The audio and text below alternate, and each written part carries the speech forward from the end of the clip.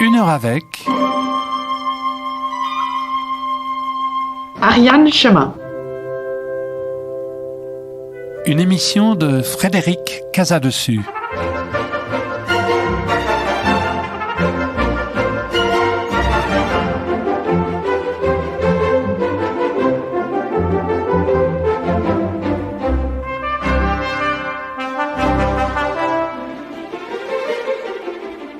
Certains d'entre eux ont trouvé leur vocation en lisant Tintin et Milou.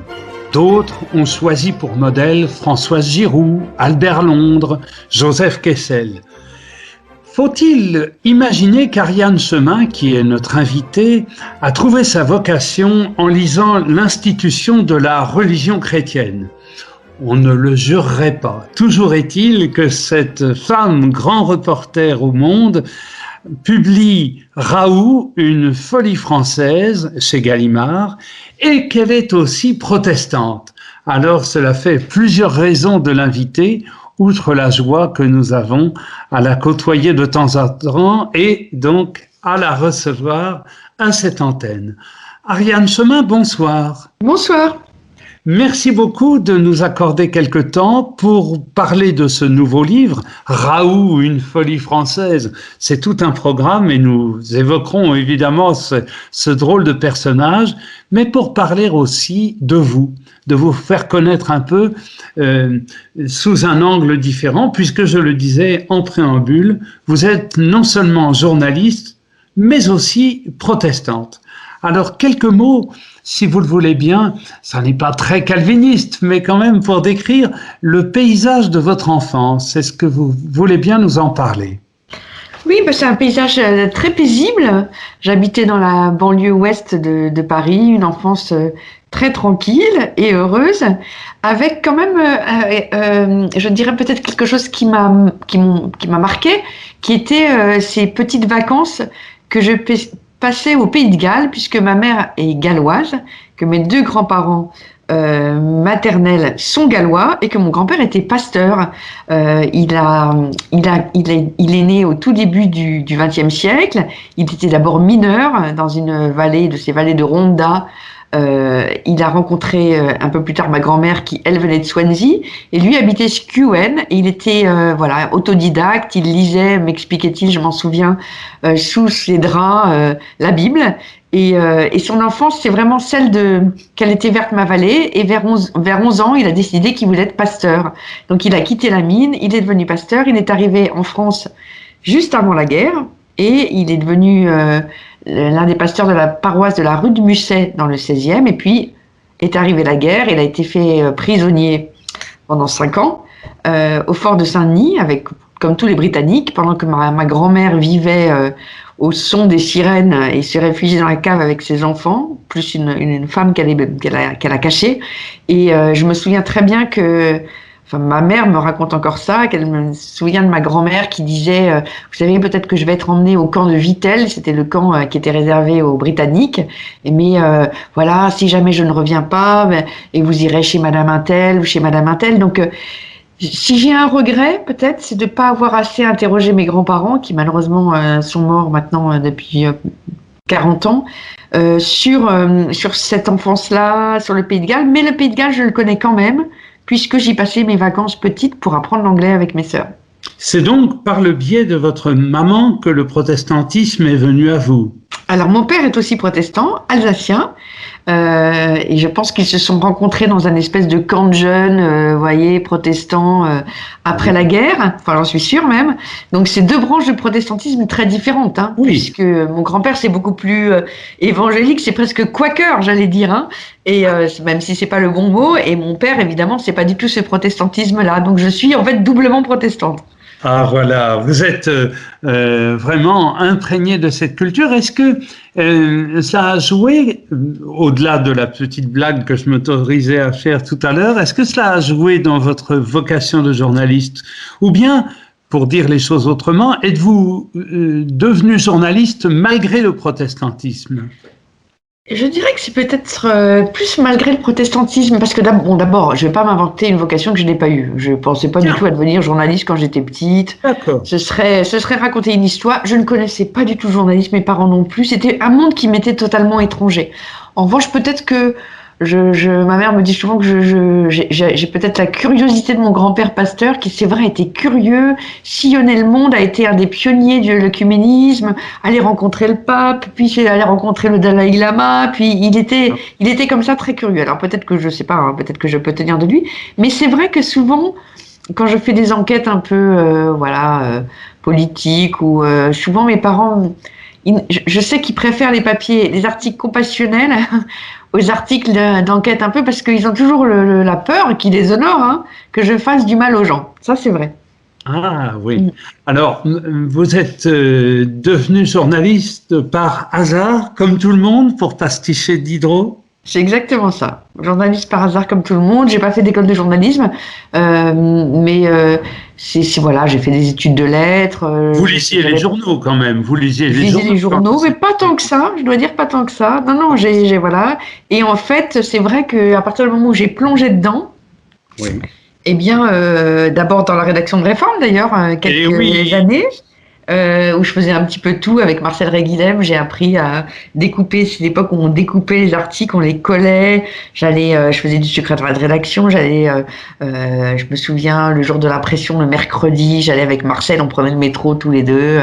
Donc j'ai appris ça au début comme ça. Et dans le même temps, j'étais pigiste pour Le Monde. Et puis après, je suis rentrée au Monde. Et c'est vrai que c'est devenu, c'est vrai que c'est très accaparant le journalisme et un journal c'est quelque chose de très affectif, c'est comme une deuxième maison, ça peut être d'ailleurs pénible parfois pour la famille, pour les proches, pour les enfants, et c'est vrai que j'ai embrassé tout ça avec jubilation, une jubilation qui s'est pas du tout émoussée, je dirais. Je crois que j'ai toujours le même plaisir, peut-être même encore supérieur aujourd'hui, à faire des articles, des enquêtes, à chercher des sujets qui m'intéressent. Je n'aime rien plus que d'aller chercher Place d'Italie, une voiture de location et de partir sans savoir trop bien où je vais dormir, dans quel hôtel. J'ai une passion pour les hôtels. Voilà, j'ai gardé ce goût-là qui s'est pas émoussé. Ah oui, ça c'est magnifique, en effet. C'est un métier de passion, vous le dites, qui mange le temps, mange l'attention. Et il me semble aussi que c'est un métier à base continue, c'est-à-dire même quand on est en vacances, même quand on croit que l'on ferme les écoutilles, en fait, on est toujours à l'écoute, non ? Oui, on est toujours à l'écoute et ça peut d'ailleurs parfois être un peu gênant, voire blessant. Je sais que je fais très attention à ça parce que souvent je rencontre des personnes en vacances et ils commencent à me raconter des histoires incroyables et je dois m'obliger à me dire bon, allez, j'arrête, je ne suis pas journaliste, il faut savoir s'arrêter. J'écoute cette histoire que me raconte ce monsieur avec la passion d'une personne normale et l'intérêt et la curiosité d'une personne bienveillante et qui ne sera pas forcément celle qui va manger l'histoire de l'autre, vous voyez ? Voilà, vous ne vous dites pas, vous vous dites spontanément, bah tiens, voilà un bon sujet d'article, et puis vous êtes obligé de vous corriger, c'est ça ? Exactement, non mais je l'avoue. Bon, alors évidemment, en amorçant votre parcours à Réformer au Monde et en choisissant d'entrer au Monde, ce qui est logique, je suppose que vous avez eu le sentiment quand même d'un premier accomplissement, non ? Mais j'ai jamais vécu comme ça. Souvent, j'entends des journalistes qui disent dans ma carrière, comment on peut parler de carrière quand on est journaliste ? C'est pas du tout un mot que j'emploie et je pense que on doit beaucoup au support pour lequel on travaille. Moi, je suis toujours frappée de gens qui au Monde faisaient souvent piquer des colères, disaient puisque c'est ça, puisque vous ne m'estimez pas à ma juste valeur, je pars. Et ils se rendaient compte qu'il n'existait que par le Monde. Le Monde vous porte. C'est une chance inouïe de travailler au Monde. Les portes s'ouvrent plus facilement. Vous avez une liberté d'écriture totale. Et donc ça, je sais que je suis d'abord quelqu'un du je suis d'abord quelqu'un du Monde. Et d'ailleurs, j'en suis fière. Donc c'est très agréable, en fait, d'être fière du journal pour lequel on travaille, évidemment. Oui, la vedette d'un média, c'est le média. Bien sûr. Et souvent, les gens ne le comprennent pas. Oui, je comprends. Alors, votre nom, c'est bien l'une des rares fois que je m'autorise cette question, mais tout de même, est porteur de sens. Vous dites, je n'aime pas le mot carrière, mais on pourrait dire que vous conduisez un chemin quand même. Oui, alors chemin, c'est un nom du nord de la France, d'où étaient originaires mes arrière-grands-parents. Je pense que Ariane, c'est un prénom qu'on trouve beaucoup chez les protestants parce qu'il n'y a pas de Sainte Ariane, tout simplement. C'est aussi simple que ça. Donc il y a sans doute plus de protestants qui s'appellent Ariane que de catholiques. Et évidemment, on pense au Minotaure, Ariane qui place son fil dans le labyrinthe pour conduire le Minotaure hors de ce piège qui s'est refermé sur lui. Et mes parents, curieusement, ils disent on n'y a pas forcément pensé. On aimait ce prénom. À quelques mois près, dirais-je, avec un peu de galanterie, on aurait pu penser au livre d'Albert Cohen aussi. Oui, mais c'était pas le cas. Pour mes parents, ça n'a pas été le cas. Je pense que c'était vraiment parce qu'il n'y avait pas de Sainte Ariane et qu'ils trouvaient ce prénom joli. Et il est rare parce qu'il n'a pas de Sainte Ariane. Donc, tout de même, le sentiment de cheminer dans l'existence et dans la société, c'est ça aussi être journaliste, Ariane Chemin, non? Être journaliste, moi je le vis comme ça maintenant, comme je suis reporter, c'est-à-dire que j'ai pas vraiment désormais de spécialité, je peux m'intéresser à des choses diverses. C'est rencontrer des mondes qu'on n'aurait pas forcément croisés, c'est se heurter à quelque chose qui peut être de l'ordre de l'impensé, c'est-à-dire très souvent des gens me racontent leur histoire et je me dis j'aurais jamais pensé à ça, je pensais pas que ça existait. C'est ça en fait, hein, c'est essayer de faire vivre des histoires qui ne sont pas visibles, des choses qui ne sont pas forcément dissibles et des mondes qui ne sont pas forcément connus. Je dirais que c'est ça.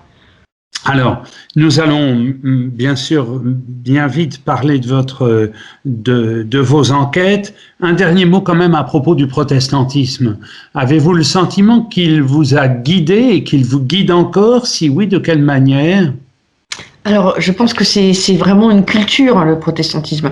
Moi, j'ai en tête des petits exemples. Je me souviens que mon père, il travaillait à la régie Renault et tous les jours, il appelait ma mère, je me souviens, et il descendait à la cabine téléphonique pour pas utiliser le téléphone de la régie Renault parce qu'il trouvait que c'était une sorte de presque d'ABS, on dirait maintenant. Donc ça m'a frappé. Je pense que mes parents sont à la fois très protestants, mais je dois dire très tolérants. Et ça me frappe quand même parce que ils sont pas forcément de la génération de la tolérance parfaite sur les questions de mœurs, sur des choses comme ça. Or ils le sont. Et ça, je pense que c'est très protestant. Je pense que surtout le protestantisme, j'en parle souvent avec mon amie d'enfance qui est protestante elle aussi, Irène Frachon, qu'on connaît parce qu'elle avait bataillé contre les laboratoires Servier dans l'affaire du Mediator et qui a mené vraiment un combat et qui, elle, sans doute, est plus protestante que moi. D'ailleurs, elle porte sa croix huguenote, elle va au temple, etc. Mais on en parle souvent et on se dit, en fait, ce qui nous reste de notre éducation protestante, c'est peut-être de réfuter l'argument d'autorité. C'est-à-dire que c'est pas parce que vous êtes haut placé dans une sorte de hiérarchie verticale que vous avez raison. Et le protestantisme, c'est plus horizontal, c'est vrai. Et l'autorité, je ne suis pas du tout rebelle face à l'autorité. Au contraire, je suis très respectueuse. Je crois que je suis bien élevée. Quand je rencontre si j'ai rendez-vous avec un ministre, j'arriverai parfaitement à l'heure. Je lui dirai Monsieur le ministre, je le respecte comme ministre, etc. Mais en revanche, peut-être que c'est une façon. On est peut-être moins impressionné par l'autorité quand on a eu une éducation protestante. Mais bon, là, je veux pas non plus être formelle. Diriez-vous, comme François Smith dans son nouveau livre, qu'il n'y a pas un, mais des protestantismes? Bien sûr. Bien sûr qu'il y a des protestantismes. Par exemple, je me souviens quand il y a eu cette grande épidémie de Covid, je ne sais pas si vous vous souvenez, le premier gros cluster, ça a été un cluster dans une église évangélique de Mulhouse. Et j'ai longuement discuté, j'avais fait une enquête avec ma consoeur Raphaël Baquet sur ce cluster-là, ça m'avait passionné, d'ailleurs c'était le premier.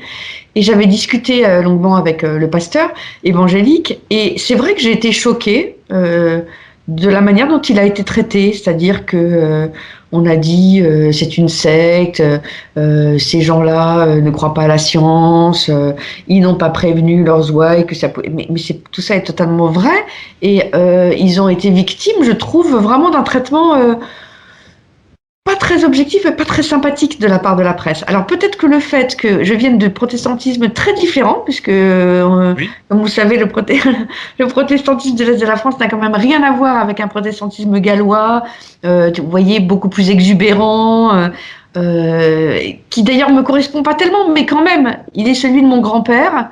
Eh bien, je pense que c'est peut-être que dans ce protestantisme-là, ça me donne peut-être une forme peut-être un peu plus supplémentaire de tolérance. C'est-à-dire que je suis pas comme la HSP qui dit qu'elle est affreuse évangélique, c'est atroce. Pas du tout. J'avais trouvé ces pasteurs fort sympathiques, je dois dire. Ça a évolué, et puisque vous évoquez la HSP, on peut rendre hommage, par exemple, à Jean-Arnold de Clermont, qui s'était beaucoup mobilisé contre Jean-Pierre Brard il y a une quinzaine d'années pour défendre les évangéliques. Hein, c'est vrai. Non, mais bien sûr, pardon, mon propos date un peu.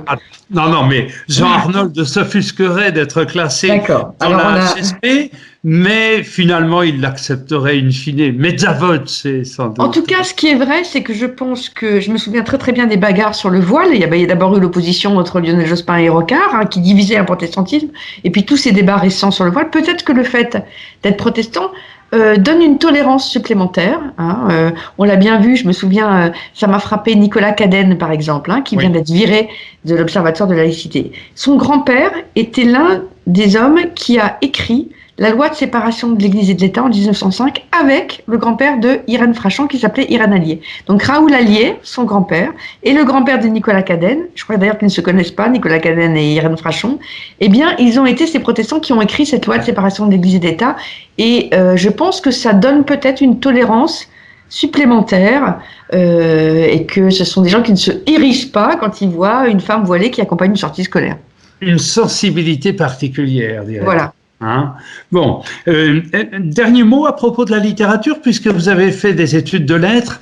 Est-ce que vous avez des écrivains de chevet depuis la nuit des temps, depuis votre enfance, ou est-ce qu'au contraire, tout comme dans le domaine du journalisme, vous aimez piocher, découvrir et... Je picore plutôt, je picore.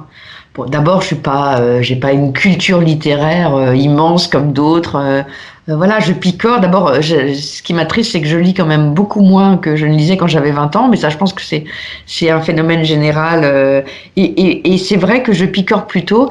J'adore, et je fais attention à ça, quand je pars en reportage, je fais attention à ne pas lire trop utile. C'est-à-dire que quand je pars dans une ville de province, quand je pars à l'étranger, je pars avec plein de romans qui me racontent le pays ou le lieu dans lequel je vais. Et c'est toujours. Et c'est vrai que quand je fais des reportages aussi, je vais très souvent voir un écrivain ou un auteur de polar ou le président d'une société savante du lieu où je vais, parce que je trouve que ce sont toujours ceux qui racontent mieux les histoires. Même s'il s'agit d'un fait divers, ils vont vous trouver les bonnes références. Les écrivains parlent toujours très bien, c'est ça qui est agréable, ils sont toujours très agréables à interviewer. Les vrais écrivains. Peut-être que j'ai gardé je sais pas, mais peut-être que j'ai gardé de mes études de lettres ce réflexe. Chaque fois que je pars en reportage, je contacte toujours un écrivain du lieu. Alors, vous connaissez le mot du grand journaliste protestant Raymond Castan, le journalisme, c'est les copains, la littérature, c'est la solitude.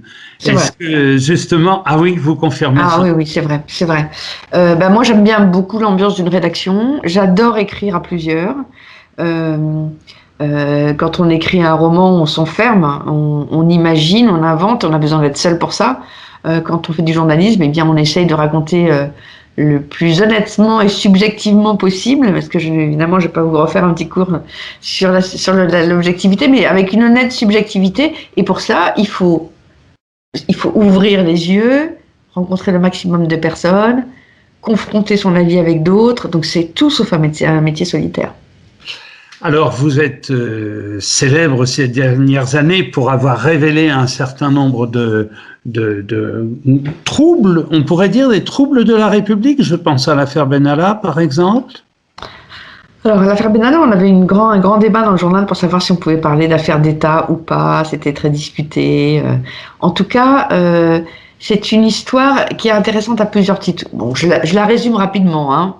Un conseiller d'Emmanuel Macron qui rêve d'être un jour peut-être ministre de l'Intérieur, qui adore les forces de l'ordre, qui se déguise. Non, on lui propose de suivre une manifestation un 1er mai. Il s'appelle Alexandre Benalla. Il est habillé en policier, il n'a pas aucune raison, il n'a pas le droit d'intervenir. Et puis, il prend tout d'un coup, il sort de ses gonds et il vient tabasser un couple de jeunes gens qui se trouvent place de la Contrescarpe. Donc je rappelle quand même, parce que tout a été écrit à leur sujet, qu'ils ont été condamnés, qu'ils ont bien envoyé des bouteilles de bière, qu'ils ont bien balancé des cendriers, mais qu'ils ne sont en aucun cas des militants et qu'ils se trouvaient bien là par hasard. Bref. Et donc, c'est quelque chose qui était caché entre le 1er mai et le mois de juillet 2018.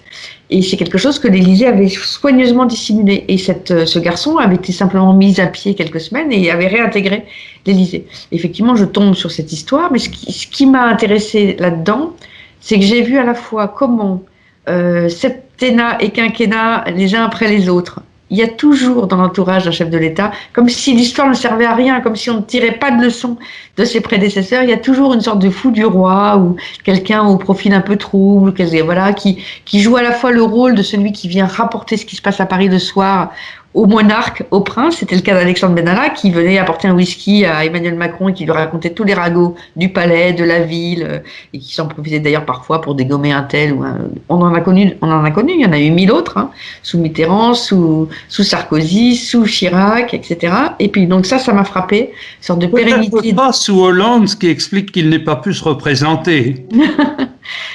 Oui, c'est possible, c'est possible.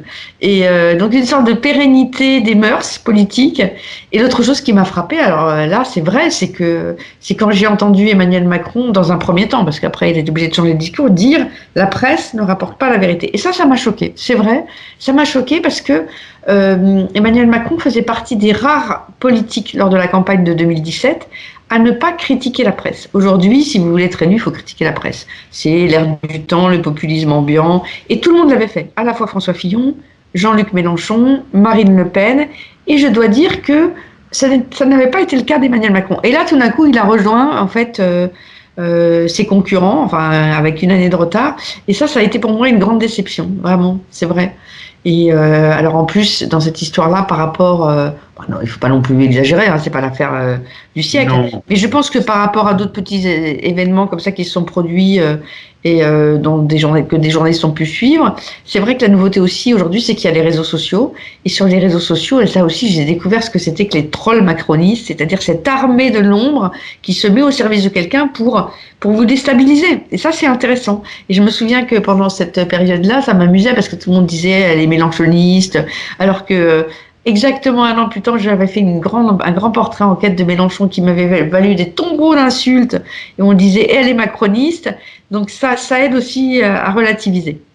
Oui, en même temps, là, quand on est dans l'œil du cyclone, on dit souvent qu'il faut être dans l'œil du cyclone parce qu'on échappe au cyclone lui-même. Ça n'est pas la position la plus confortable quand même, non? Non, mais j'ai pas été déstabilisée. En fait, c'était pas une enquête si difficile à mener puisque à partir du moment où le directeur de cabinet d'Emmanuel Macron m'avait confirmé qu'il s'agissait bien d'Alexandre Benalla, qu'il était bien là, j'avais pas d'angoisse sur la véracité des faits. Après, c'est intéressant de voir comment une affaire... en fait, ça a été un feuilleton. C'est-à-dire que ça a été tellement mal géré en termes de communication par l'Élysée que c'est devenu un an de feuilleton qui a rebondi. Après, on a retrouvé Alexandre Benalla au Tchad, puis Mediapart a révélé que, en fait, il se servait de sa position à l'intérieur de l'Élysée pour faire des affaires. Donc, en fait... ils auraient dû, c'est une leçon, encore une leçon que ne tirera pas le prochain pouvoir, c'est-à-dire des affaires comme ça, il faut les tuer dans l'œuf en avouant tout de suite. Et surtout en convoquant gentiment la personne en disant désolé Alexandre, mais tu ne peux pas rester ici. Oui, mais là, Ariane, vous êtes bien protestante, alors que le pouvoir est imprégné d'une culture, allez, je vais dire le mot, catholique, que nos auditeurs catholiques ne s'offusquent pas de cette assimilation dont ils pourraient vraiment, à juste titre, se trouver scandalisés. Il ne s'agit pas de dire ici que les catholiques sont fourbes ou malhonnêtes, non, pas du tout. Non, mais c'est vrai. Mais c'est vrai que l'exemple d'une Angela Merkel montre qu'on gère différemment les affaires suivant sa culture. Il y a ce que le politiste Philippe Brault appelle le double standard dans les pays de culture catholique qui n'existe pas dans les pays de culture protestante, on peut le dire. Hein. Pour le meilleur, aussi, parfois, disons-le. Hein, pour le pire. Le double standard donne une souplesse qui a aussi sa vertu. C'est vrai. Vous êtes d'accord avec ça? Non, je suis d'accord. Nous n'allons pas évidemment égrener toutes les affaires dont vous vous êtes occupé. Nous y passerions toute l'heure et nous ne parlerions pas de votre nouveau livre. Un dernier mot tout de même. pour signaler que vous avez donné une grande place au livre de Camille Kouchner, très bon livre d'ailleurs, je le signale au passage, dans les colonnes de votre journal. Est-ce que dans ces moments-là, vous n'avez pas l'impression de prendre un risque avec, non pas les personnes dont il s'agit, mais au fond un système à la fois politique, médiatique et académique à l'intérieur duquel nous évoluons les uns et les autres. Je dis nous parce que je suis journaliste aussi. Alors, je dirais peut-être que c'est même l'inverse. C'est-à-dire que le coup de téléphone que j'ai passé à Olivier Duhamel, donc accusé par Camille Kouchner, sa belle-fille, d'avoir pratiqué des faits d'inceste sur son beau-fils, le coup de fil que j'ai passé à Olivier Duhamel, ça a été un des pires coups de fil de ma vie. Je ne l'ai pas du tout fait de gaieté de cœur, au contraire, j'avais le ventre noué, d'autant que quand je lui ai passé cette coup de téléphone en lui disant « Voilà, votre belle-fille », je lui ai annoncé qu'il y avait un livre qui allait sortir et il ne savait pas. Donc c'est très désagréable. C'est très désagréable et c'est vraiment pas une partie de plaisir. Et j'espère que je ne ferai jamais partie de ces journalistes qui, voilà, que ça émoustille comme des policiers. Vous voyez, c'est pas du tout mon cas. C'était très désagréable. En revanche, ce que ça disait du système, alors là, ça me dérange pas du tout. Ça me dérange pas du tout. Ce que ça disait du système, des silences, des protections à l'intérieur de Sciences Po, alors là, franchement, ça m'a pas du tout gêné de les dénoncer parce que ça m'énerve. Voilà. Et puis, on se bat contre un système, pas contre des gens, donc c'est plus facile. Hein. Mais raconter effectivement que tout le monde savait à l'intérieur de Sciences Po, que tout le monde l'a su, que quand une ancienne députée, ancienne ministre comme Aurélie Filippetti vient tirer la sonnette d'alarme, tout le monde fait comme si ça n'existait pas, ça m'énerve, oui. Et surtout que voilà, je pense aussi, c'est peut-être une des leçons de MeToo. Moi, je fais partie de cette génération qui n'avait pas besoin d'être féministe parce qu'on l'avait été avant moi, qui ne se posait aucune question de ce genre, qui avait eu l'impression que jamais j'avais dû à subir la moindre discrimination parce que j'étais une femme, etc. Et le mouvement MeToo m'a beaucoup passionnée parce que je pense que c'est la première fois que je vis une révolution culturelle, comme tous ceux qui ne se souviennent pas de mai 68, ce qui est mon cas. Donc, je n'ai pas vécu mai 68, je ne m'en souviens pas. Et ma première révolution culturelle, ça a été MeToo. Et du coup, c'est quelque chose qui m'a un peu changé. C'est-à-dire que je vois beaucoup plus facilement des systèmes de domination masculin, là où je ne les voyais pas du tout avant. Et dans cette histoire-là, à Sciences Po, ça a été un peu le cas.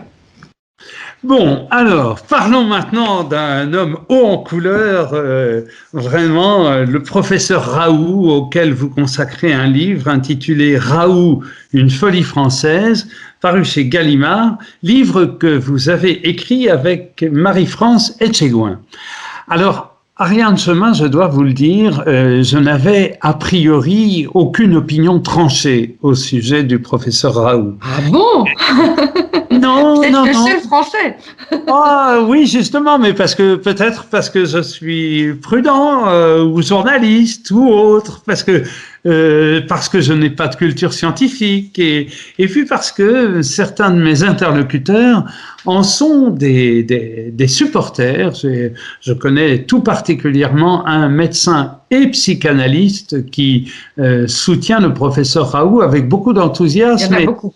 Donc, évidemment, j'écoute, je suis comme vous, j'écoute les uns les autres et dans certains cas, je me dis, bon, tant que je n'enquête pas, tant que je ne travaille pas sur ce sujet, je n'ai pas de raison de me forger une conviction ferme. Alors, votre livre, évidemment, m'a passionné et je pense qu'il passionnera ceux de nos auditeurs qui ne l'ont pas encore lu. Vraiment, je le recommande très chaudement. Et alors, toute première question, quand même, comment avez-vous eu le désir, parce qu'il s'agit quand même de désir dans ce livre aussi, le sien, le vôtre, vous qui êtes les deux auteurs, on sent que vous avez le désir de comprendre, le désir de raconter, de nous faire partager. Bref, comment avez-vous eu le désir d'écrire ce livre, Ariane Chemin? C'est vrai que s'il y a un personnage qui a marqué l'année 2020, et qui a d'ailleurs émergé d'un coup, et à qui une notoriété mondiale en quelques semaines, c'est pas si fréquent, c'est bien Didier Raoult. Hein. Surtout en cette année de confinement, où on était beaucoup chez soi, y compris les journalistes, où on regardait, et puis voilà, il suffisait d'ouvrir une chaîne d'infos en continu en France, et Didier Raoult était là tout le temps. D'ailleurs, on donne un peu on donne un peu les temps d'antenne qui lui ont été accordés sur BFM et autres, et c'est invraisemblable. Hein. Bon. Donc il était là, et en plus les journalistes défilaient dans son bureau, on a l'impression que vous connaissez ce bureau mieux que tous les bureaux du monde, on en connaissait chaque bibelot, chaque photo, chaque dessin, chaque tableau, bon. Et voilà. Et surtout, je me souviens très très bien de l'été 2020, donc après la première vague. Je me souviens des vacances. Les vacances, c'est toujours l'endroit où vous retrouvez soit la famille, soit des amis que vous n'avez pas vus depuis longtemps, soit des gens que vous ne connaissez pas, où vous improvisez un apéro autour d'une table de bistrot. Et chaque fois que le mot Raoult était lâché, c'était des disputes à ne pas comprendre, quoi. Bon, en plus, moi, j'ai passé des vacances en Corse qui sont sous la zone d'influence de Didier Raoult, comme Marseille ou Nice ou Toulon. Et donc, c'était des empoignades. Et d'ailleurs, à la fin, moi, je ne parlais plus parce que je voulais pas gâcher la fête ou gâcher ce moment-là. Mais c'était vraiment le dessin de Carandache, vous savez, après l'affaire Dreyfus. Ils en ont parlé et tout le monde s'engueulait et tout. Et je me suis dit, c'est une querelle française. Vraiment, ou un accès de fièvre hexagonale, comme disait Michel Vinocq, qui en a fait un livre. Un truc quand même pas banal, quoi. Alors, justement, pourquoi est-ce que vous avez considéré que c'était une folie française? En quoi? On va bien sûr décrire le bonhomme, son parcours, puisque vous nous le racontez. Pourquoi est-il typiquement français? Alors, on a pensé au titre une folie française d'abord parce que, curieusement, on passe beaucoup de temps à faire l'introspection, enfin pas l'introspection, à ausculter Didier Raoult comme le ferait un psy. Ça nous a intéressés parce que il est difficile à comprendre. Hein. Et donc le premier sens de folie française, c'est peut-être ça, c'est-à-dire que Didier Raoult est un médecin accompli, un microbiologiste, parce que tout le monde dit épidémiologiste, mais il n'est que microbiologiste, qui a fait pas mal de trouvailles, qui a découvert des bactéries, des virus, qui a eu le prix d'INSERM en 2010, qui est une haute distinction, et qui tout d'un coup, qui a toujours prévenu le premier des risques de pandémie. Il rédige même en 2003 un rapport impeccable sur le sujet, à tel point qu'on a l'impression qu'il raconte 2020 à l'avance, avec 17 ans d'avance. Oui. Et quand le moment arrive, tout d'un coup, plus rien ne va. Et ça, on s'est dit, mais qu'est-ce qui se passe dans sa tête? C'est pour ça qu'on a passé beaucoup de temps à raconter son passé, sa psychologie. Il a d'ailleurs une femme psy. Et quand on lui a posé la question dans son bureau, mais est-ce que vous avez déjà consulté un psychologue? Il nous a répondu, j'ai ce qu'il faut à la maison, parce que sa femme est psy. Et la folie française, c'est aussi l'emballement qui a saisi notre pays. Je dirais derrière Didier Raoult, hein, puisqu'il y a eu un emballement complètement fou et mondial, puisque après on a vu que Donald Trump ou Jair Bolsonaro prenaient fait et cause pour Didier Raoult et prescrivaient quasiment en direct à la télévision la chloroquine. C'est le moment de sa chute d'ailleurs, c'est quand on est soutenu par des gens peu recommandables, on est soi-même amené à perdre du crédit, non? Peut-être.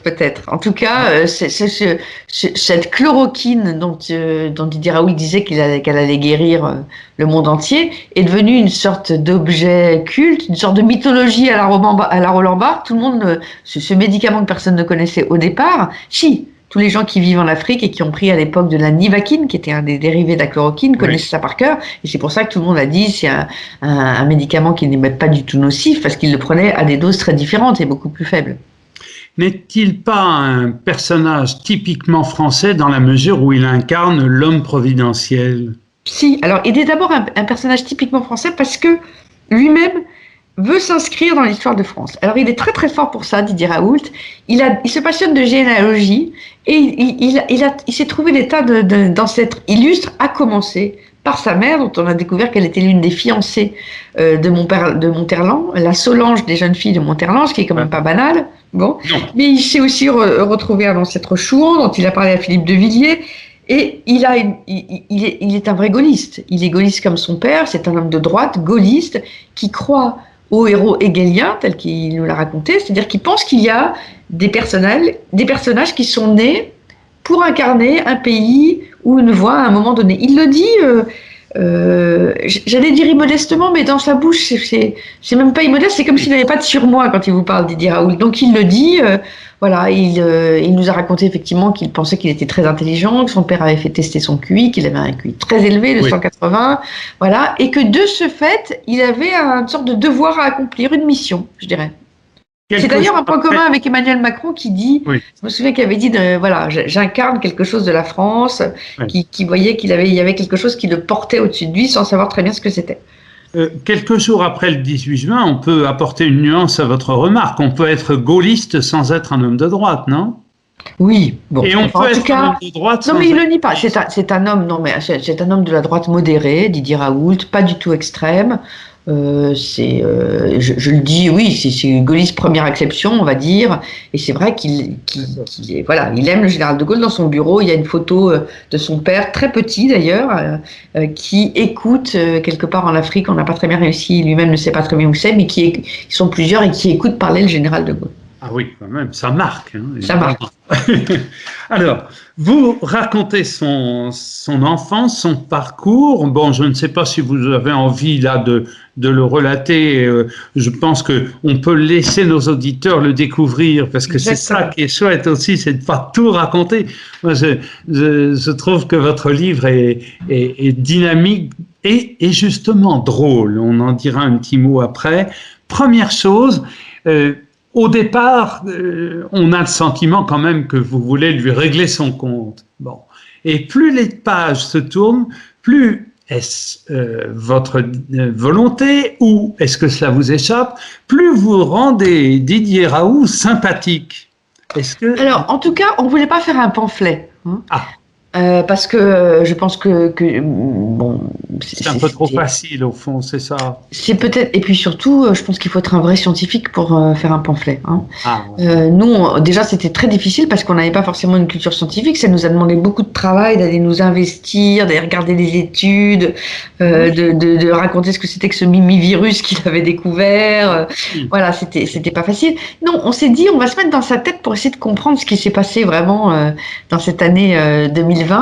Et donc, oui, on raconte un peu avec ses yeux. Hein, et c'est peut-être ça qui crée cette sorte d'empathie. Mais je pense quand même que, effectivement, je pense que néanmoins, plus les pages passent, et à la fin, on est en train de on se dit, non mais qu'est-ce que c'est que ce machin quand même.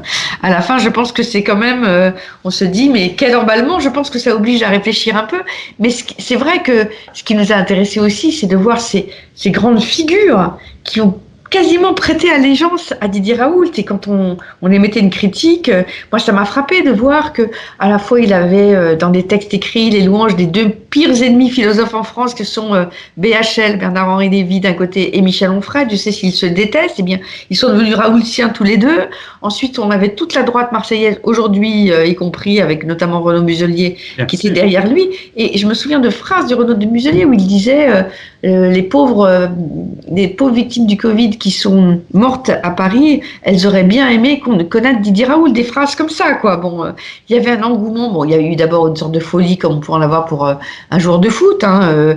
Aujourd'hui encore, vous allez dans un supermarché à Marseille, les bouteilles de bière sont à l'effigie de Didier Raoult. Il y avait des santons de Didier Raoult. Les gens se faisaient tatouer Didier Raoult sur l'avant-bras ou la cuisse. Donc il y avait un truc à la fois irrationnel, mais aussi très rationnel, parce que BHL et Onfray, c'est pas n'importe qui.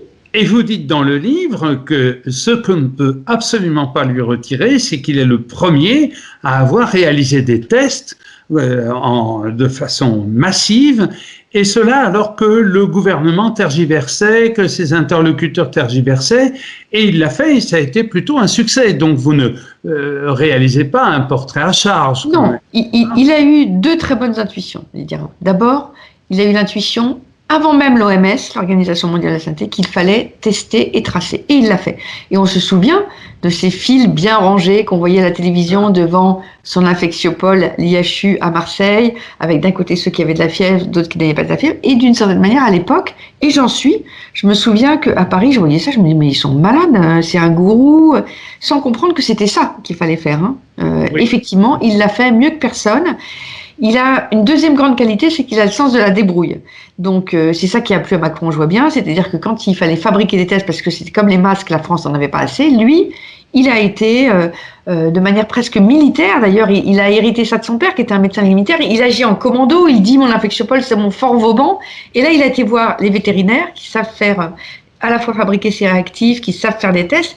Et là, il a réussi à faire tester les Marseillais, alors que c'était impossible en France, à Paris. Donc ça c'est intéressant. Joli lapsus. Oui.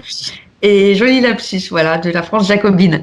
Voilà. Et donc ça, il l'a très bien fait. Mais pour le reste, c'est vrai qu'il a à la fois dit d'abord la chloroquine, puis il a fait un changement discret sémantique, l'hydroxychloroquine guérit.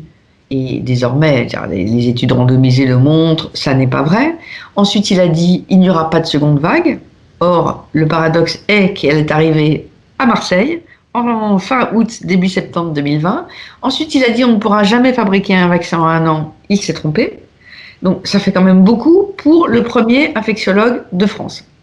Oui, alors, les lecteurs du Monde savent votre goût, j'allais dire presque votre passion pour la ville de Marseille. Donc, quand je pointais le lapsus, ça n'était pas ironique, c'était juste un sourire de conversation. Mais ceci dit, c'est vrai que Didier Raoult a beaucoup joué sur cette opposition Paris-Marseille, et ça a beaucoup plu. C'est d'ailleurs aussi exactement le ressort dont se sert beaucoup Michel Onfray, qui lui est normand et qui déteste Paris. Voilà. Oui, et puis ce ressort marseillais l'a porté auprès de toutes les catégories sociales. Vous parliez des élites médiatiques et puis évidemment de sa popularité dans les supermarchés avec des bières à son effigie. Il me semble que, évidemment, vous dites vous faites comprendre que Didier Raoult est mégalomane. Mais je serais tenté de dire que, hormis notre cher Didier Sicard, les grands professeurs de médecine sont tous un peu mégalos, non? Ils le sont souvent, mais je crois comme Didier Raoult, c'est spectaculaire. C'est-à-dire que lui, il a vraiment, je vous dis, aucun surmoi. Donc il le dit. Je me souviens quand on s'est entretenu avec lui, ça a duré à peu près 4 heures, et à la fin de l'entretien, on le remercie et il nous dit, on te remercie d'avoir passé autant de temps avec nous. Il dit, c'est que j'aime tellement m'entendre parler. Alors il le dit de manière ironique, drôle. Donc il a quand même du recul sur lui-même. Mais c'est vrai que chaque fois qu'une question le pique un peu, je me souviens, ça s'est passé à l'Assemblée nationale ou lors d'une interview télévisée, il dit des choses sur lui que personne n'oserait dire comme ça en direct. Il dit, mais vous vous rendez pas compte que je suis le meilleur, que je suis le premier microbiologiste, il achète ces vérités-là qui sont assez gênantes dans une ère où on peut être très mégalo et ambitieux, mais on le fait plus subtilement peut-être. Peut-être est-il sa part infantile. Il mange le morceau du contentement de soi qui est quand même assez, qui est une forme assez régressive d'une personnalité. C'est vrai, je pense qu'il a un côté assez enfantin. Je me souviens qu'il y avait un mug posé sur son bureau et il y avait écrit Raoult 1. Et je me souviens, j'ai tourné le mug, il y avait écrit Micron 0. Et ça, je lui dis, mais il était là, le mug, quand Emmanuel Macron est venu, je ne crois pas d'ailleurs. Mais ça le faisait rire comme un enfant. C'est ça, oui. Alors, vous ne manquez pas quand même d'humour. On sent que le personnage vous a fait rire et que Marie-France Etchegouin et vous-même, Ariane, vous avez pris plaisir à cette enquête en dépit du travail considérable qu'elle a réclamé de vous. Oui, Marie-France Etchegouin, elle a un grand sens de l'humour. Alors, je pense qu'elle participe beaucoup. Oui, c'est vrai que c'est un personnage plaisant à observer parce que vous regardez ces vidéos, je me souviens parfois on en riait toute seule à force de réécouter les vidéos qui sont parfois très drôles. Parfois on a l'impression qu'il joue lui-même, c'est-à-dire qu'il joue à Didier Raoult, qu'il est presque sa marionnette. Ça nous frappait tellement ça pouvait être drôle, mais drôle au second degré d'une certaine manière, parce qu'au premier degré il l'est pas, il n'a aucun sens de l'humour, mais au deuxième il peut l'être. N'est-il pas un peu triste en même temps que ce personnage soit caricatural, alors même qu'il a des ambitions élevées, des aspirations élevées? Or, il pourrait contribuer avec d'autres à redonner à nos concitoyens une certaine fierté d'être eux-mêmes. Vous connaissez bien sûr cette ancienne selon laquelle les Français souffrent depuis des années parce qu'on les invite à suivre un chemin qui ne correspond pas à leur imaginaire, hein. Lui-même essaie de tisser un lien entre cet imaginaire et notre quotidien. Mais c'est-à-dire qu'il y a beaucoup de personnes qui se sont reconnues en lui, d'abord tout simplement parce qu'il était le sauveur. Quand il a dit « c'est une maladie qui n'est pas plus grave qu'une grippe, il n'y aura pas plus de morts que par accident de trottinette, j'ai trouvé l'association d'un antibiotique et de l'hydroxychloroquine qui va guérir, précipitez-vous dans les pharmacies », On peut comprendre qu'on ait eu envie de l'entendre. Moi-même, j'aurais adoré que ça marche, la chloroquine. Et c'est pas un hasard si ce sont des grands chefs d'entreprise et des grands patrons aussi qui ont cru d'abord à Didier Raoult. Aux États-Unis, il y a eu Elon Musk, le père de la Tesla. En France, il y a eu la première fortune de France, Bernard Arnault. Ils étaient raoultophiles. Ils étaient dans la Raoultmania. Et parce qu'ils voulaient que l'économie ne s'arrête pas. Bon. Et puis après, il y a eu aussi tous les personnages un peu puissants qui sont souvent très hypochondriaques ou qui passent beaucoup de temps à s'occuper de leur santé, ce qui est toujours plus facile quand on est riche que quand on est pauvre, évidemment. Donc cela aussi, c'est-à-dire que c'était pas du tout un mouvement gilet jaune autour de lui. C'était à la fois les élites et d'autres personnes très différentes. Mais là, aujourd'hui, ce qui est triste, je trouve, vous disiez que c'était triste et je le trouve, c'est qu'il se retrouve aujourd'hui avec des supporters qui sont essentiellement des anti-masques, des anti-passeports sanitaires, des anti-passes, voilà. Et par exemple, que Didier Raoult, avec l'audience qu'il a et l'autorité qu'il a acquise, ne soit pas capable de dire allez vous faire vacciner, je trouve ça terrible. Voilà, il a cette responsabilité, il a laissé passer ça. Et maintenant, on ne l'entend plus autant, sans doute parce qu'il est lucide quand même sur son échec. Non, il n'est pas du tout lucide sur son échec. Il pense que un jour, l'histoire lui donnera raison. Il ne cesse de répéter ça. Et c'est d'ailleurs paradoxal de voir cet homme qui a dit des grosses bêtises dans des vidéos, qui a édité un énorme livre, assez illisible d'ailleurs, sur une forme de papier Bible. Ça m'a amusé parce que, de fait, c'est sa Bible. Et ce sont les transcriptions de toutes les vidéos qu'il a pu faire pendant 1 an. Et il n'a rien enlevé ni ajouté. Comme si c'était justement la parole sacrée. Et ça, c'est quand même assez spécial. Oui, quand même, c'est le moins qu'on puisse dire, en effet. Mais je vais revenir à ma question, si vous me le permettez, Ariane Chemin, qui visait à vous demander votre avis sur ce qu'on appelle le malaise français, au fond.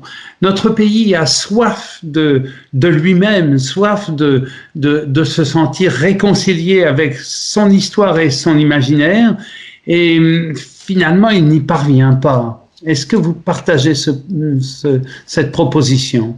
C'est vrai, il aurait pu être cet homme-là qui réconciliait une fierté d'être français. Il aurait été le Français qui a découvert le remède miracle contre une pandémie. Il aurait pu être ça. Malheureusement, le médicament ne marche pas. Mais il aurait pu être ça. Et c'est vrai qu'il y avait une fierté. Il y avait, on connaît ces images quand il sortait de son infectiopole, les taxis marseillais qui l'applaudissaient. Et puis il était le type qui roulait pas dans une grosse bagnole. Un médecin, c'est pas quelqu'un qui cherche l'argent. Et d'ailleurs, il n'est pas du tout intéressé par l'argent, je pense. Didier Raoult, pas du tout. C'est pas du tout son truc. C'est un bosseur, quoi. Il adore prendre son microscope et aller regarder des bactéries. Je suis même pas sûre qu'il aime tellement les vacances. Vous voyez, c'est effectivement, il y avait quelque chose, voilà, d'une sorte de côté. Il sait parler. À la fois en disant, c'est pas le paradoxe de son discours, je suis l'élite, parce que c'est un mandarin, il faut bien le dire, hein, même s'il ne cesse de dénoncer le système, il en est. Et en même temps, il savait trouver la manière de plaire à tout le monde. Il a d'ailleurs un vocabulaire pas très châtié, il mélange des termes extrêmement scientifiques avec des mots beaucoup plus triviaux, ce qui donne cette façon de faire assez particulière qui a beaucoup plu. N'est-ce pas de cela que nos concitoyens manquent un peu aujourd'hui dans la vie politique et la vie publique? Alors, il dit « Je suis le révélateur d'un mal français, d'un symptôme français ». Il le dit lui-même. Hein. Et ce qui est vrai, c'est que beaucoup ont cru qu'il allait se lancer en politique. Moi, je n'y ai jamais cru parce que je pense que... Oui, mais par exemple, c'est vrai qu'au moment où il a commencé à tester dans des sondages de popularité et où les Français le citaient tellement dans les présidentiables que les institutions ont été obligées de le ranger et le faire rentrer dans les personnes contestées, c'est à ce moment-là d'ailleurs que Emmanuel Macron a choisi en avril 2020 d'aller. Alors on remarque d'ailleurs qu'il va à Marseille parce que jamais Didier Raoult ne serait venu à Paris. Il n'aurait pas fait ce geste d'allégeance à la capitale. Donc il se déplace, Emmanuel Macron. Il voit que il vit dans l'espèce de... Il a été tellement marqué par le mouvement des Gilets jaunes, Emmanuel Macron, qui veut absolument maintenant tuer dans l'œuf tout ce qui pourrait y ressembler. Or, ça n'y ressemblait pas, mais il a cru que ça y ressemblerait. Donc, il se déplace. Il flatte Didier Raoult. Ça a énervé aussi beaucoup de scientifiques, hein, parce que pour ceux qui avaient déjà compris que ça ne marchait pas, c'est assez tardif comme visite. Hein. Donc, il l'a fait avec des arrière-pensées politiques. Et puis, parce qu'Emmanuel Macron est comme ça, il n'aime pas tellement les avis d'experts. Il veut il veut juger sur pièce lui-même. C'est aussi une qualité. Ça peut être une qualité, absolument. Je ne dis pas le contraire. Mais là, en l'occurrence, Didier Raoult avait été recommandé par Brigitte, sa femme, et donc il a voulu le rencontrer. Voilà. Et donc, c'est vrai que certains ont vu en lui un personnage à la Bigard, ou quelqu'un qui pourrait rester l'époque où l'Élysée pensait que tout le monde allait se présenter à la présidentielle. Et donc, voilà, c'est vrai que il a cristallisé autour de sa personne un malaise français. Pensez-vous que ce malaise français soit dissipé, ou bien qu'il se déploie lentement mais sûrement pour s'exprimer clairement au moment de l'élection présidentielle, sans qu'on sache encore de quelle manière il s'exprimera? Ah oui, non, mais je pense qu'il est toujours là. D'abord, Didier Raoult, c'est quand même quelqu'un qui a tenu des discours, qui a été cru par énormément de Français dans un pays qui est quand même le pays de la raison, des lumières. C'est quand même ça, la France. Hein. Or, oui. On a vécu autour de la chloroquine un phénomène complètement incroyable. Et le paradoxe d'ailleurs est que ceux qui ont défendu, les vrais populistes qui ont défendu Didier Raoult, comme Michel Onfray, parce que il revendique ce terme, donc je peux dire très clairement qu'il est populiste. Il a défendu Didier Raoult contre le système, contre le mépris parisien, etc. Puis quand il est tombé malade, il n'a pas pris de chloroquine. Et ça a été exactement le cas de Donald Trump, qui sans citer Raoult a dit voilà, il y a un médicament, qui a parlé de la chloroquine dans toutes ses conférences de presse, et quand il a été malade, eh bien, il n'a pas pris de chloroquine non plus. Donc il y a quand même un peu, c'est toujours troublant, non, c'est ce moment, on vit depuis 2 ans dans l'ère des fake news, dans un complotisme ambiant qui enfle. Didier Raoult, il a représenté une forme, je dirais, de complotisme scientifique. Voilà, plutôt non pas un complotisme, un populisme scientifique. Je pense qu'il a incarné ça. C'était le mot du patron de la PHP, Martin Hirsch, qui disait ça, complotisme scientifique, et je pense qu'il a incarné ça. Et c'est vrai que c'était un populisme que je ne connaissais pas. Et j'ai été regarder d'ailleurs plusieurs vidéos de ses disciples qui n'ont pas son talent, mais qu'il ne renie pas publiquement, comme un certain Fouché, qui anesthésiste, réanimateur à Marseille. J'ai écouté les conférences qu'il faisait dans l'amphithéâtre de l'Institut de Didier Raoult, et j'ai bien compris ce que c'était que le populisme scientifique, cette façon de dire « nous, on ne touche pas l'argent des labos, mais nous, on pratique la médecine du bon sens ». Voilà, c'est ça, le populisme médical. Et ça peut être assez dangereux. Cela montre toute la crise de confiance qui sévit dans notre société. Donc, au fond, Ariane Chemin, est-ce qu'être journaliste à la place qui est la vôtre, c'est de dire, bah voilà, parfois la vie est moins spectaculaire, mais c'est ça qui est sa grandeur. Oui, c'est vrai. Bah, Didier Raoult, il est quand même spectaculaire. Hein. Ça, on ne va pas enlever ça. Oui, mais il est spectaculaire. Donc, non, moi, j'étais parfois un peu, je vous cache pas, un peu découragée, parce que quand je rencontre aujourd'hui des gens sensés qui disent mais qu'est-ce qui te dit que la chloroquine ne marche pas, je ne réponds plus. Je ne sais plus quoi répondre, puisque les faits sont là, vous voyez. Donc, ça peut être un peu décourageant. Et surtout, je n'aime pas ce discours qui a été celui de Didier Raoult de dire ah oui, qui a été celui de beaucoup d'autres personnes derrière lui, on ne croit pas à la chloroquine parce que c'est pas cher et qu'il faut absolument trouver un médicament très cher pour enrichir les labos. Ça, c'est du complotisme. Bon, et ça, il y a peu de gens qui le disent, heureusement. Mais on voit bien qu'on est quand même dans ce bain particulier qui parfois m'effraie. Oui, justement, c'était là ma question, c'est-à-dire que votre conception du journalisme ne consiste-t-elle pas à dire, voilà, la raison est peut-être moins spectaculaire que tel ou tel personnage. C'est vrai, je comprends. Mais je comprends. Oui, la raison, elle est malheureusement moins spectaculaire. Voilà. Oui, il faut faire des études. Oui, ça dure 3 mois. Oui, on ne sait pas tout de suite. Voilà. Ça aurait été peut-être plus spectaculaire que Didier Raoult ait raison et dise on ne trouve pas de vaccin, les gens sont en train de mourir, on a trouvé un vaccin, les gens vont se faire vacciner. C'est pas très spectaculaire, mais heureusement, c'est ce qui s'est passé. Voilà. Alors, dans quelle direction travaillez-vous, Ariane Semin? Pas direction strictement journalistique, puisque là, il suffit de vous lire presque chaque jour dans le monde, enfin presque, de vous suivre en tout cas. Mais avez-vous quelques projets de livres dont vous aimeriez nous dire un mot? Non, j'ai pas un projet de livre, mais j'ai un projet d'enquête qui m'occupe pas mal. Et puisque vous me posez la question, je suis en train de réfléchir, je vais en profiter pour lancer un appel à témoins. Je vais lancer un appel à témoins parce que je suis embarquée dans une enquête qui me demande beaucoup de travail et je bute et j'arrive pas au bout parce qu'il me manque des témoins.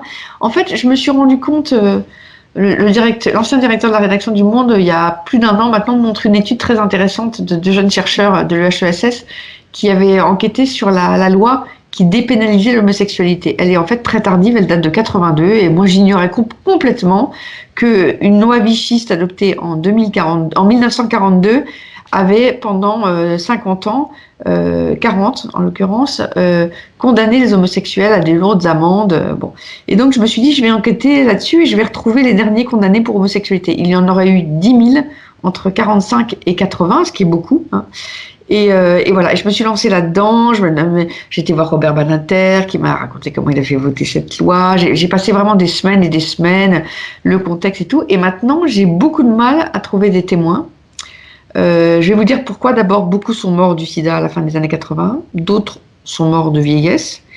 Et les derniers, quand j'ai retrouvé quelques noms en allant aux archives, parce que j'ai été aux archives, eh bien, j'ai téléphoné chez eux et souvent je suis tombée sur leur femme qui me disait je vais chercher mon mari. Et là, je dois être franche, j'ai raccroché.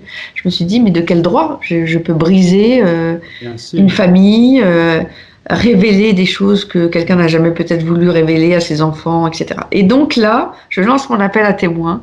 Je voudrais que des gens un peu militants, je pense qu'il faut être un peu militant pour faire ça, qui ont été condamnés pour homosexualité dans les années 70, on va dire. Hein. Oui. Voilà, j'adorerais recueillir leurs témoignages, j'en profite.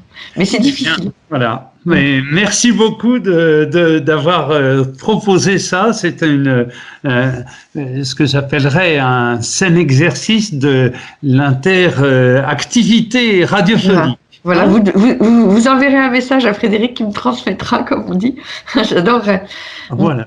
Bon, merci beaucoup Ariane Semin. Je rappelle pour finir le titre de votre livre que vous avez écrit en compagnie de Marie-France Etchegoin, Raoult, une folie française, paru aux éditions Gallimard. Belle soirée à vous, chère Ariane. Merci Frédéric.